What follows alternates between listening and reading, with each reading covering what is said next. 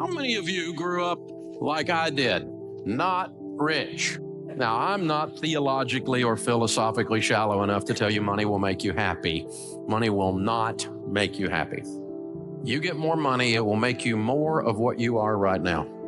If you are miserable and you get money, you will be lots of miserable. If you're a jerk and you get money, big jerk. And it'll mess with your family too. So money is not going to solve your problems, it's going to make them bigger. It's also going to make your opportunities bigger. If you're a generous person, your generosity will go into overdrive. You'll be outrageously generous. And you get a lot of money, we'll call you a philanthropist. Cool word that means you give a lot of it away and you have a blast doing it. You found the most fun you'll ever have with money is when you find that.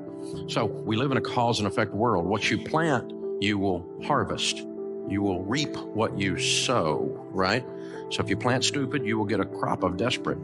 I've done it. And if you plant corn, don't be looking for beans to come up.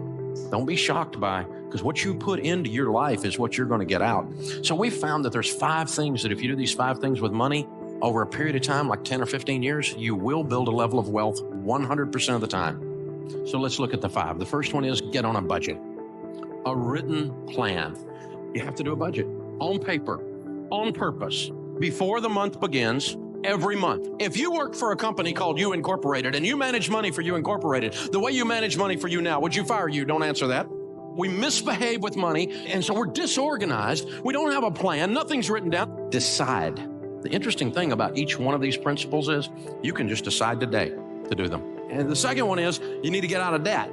Now, we know this one. You knew Dave Ramsey was going to talk about getting out of debt because you know the Bible says the borrower is slave to the lender. It's real. So how do you get out of debt? Well, you have to decide to not borrow anymore. That's the first step, isn't it? The third thing, once you're out of debt, then you need to be careful to foster high-quality relationships. What's that got to do with money? Everything. There's a huge correlation for those that build wealth and who they hang around with, because you become who you hang around with. Have you noticed that? You talk like the people you hang around with. You read the books they talk about. Read a book. And so Charlie Tremendous Jones said 5 years from today, you'll be the same person you are today, except for the books you read and the people you meet. Don't be deceived. Evil company corrupts good habits. You will become who you hang around with. You need to make these choices very, very carefully. The fourth thing is you need to save and invest. In the house of the wise are stores of choice food and oil. Wise people save money. So let's read that again. In the house of the wise are stores of money. By the way, the rest of that one says, and a foolish man devours all he has. If you spend everything you make, the Bible just called you a fool again. I've been a fool. Call me a fool too. And I decided to change. You are in charge of your destiny, and that's great news.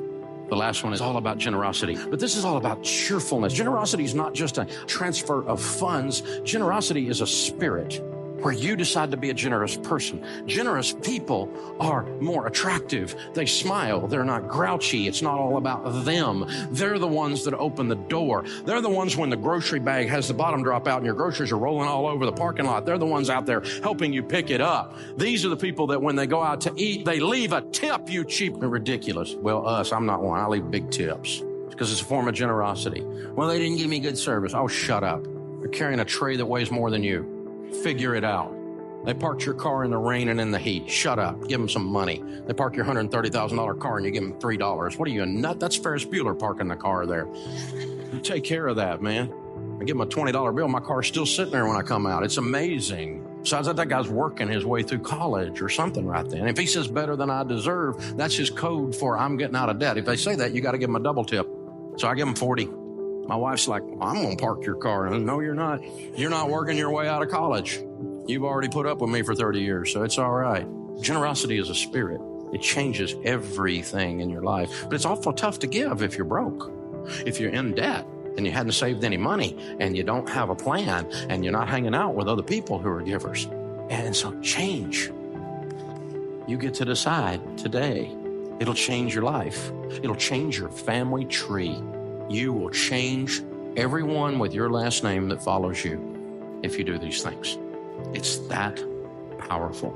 It's unbelievable. The sorrows are deeper and the joys are higher. It changes everything. And when you move this money piece around, it gives you the tools to be that in the marketplace and to be that for your family and to get this monkey off your back and to get that elephant out of the room because he's got to go.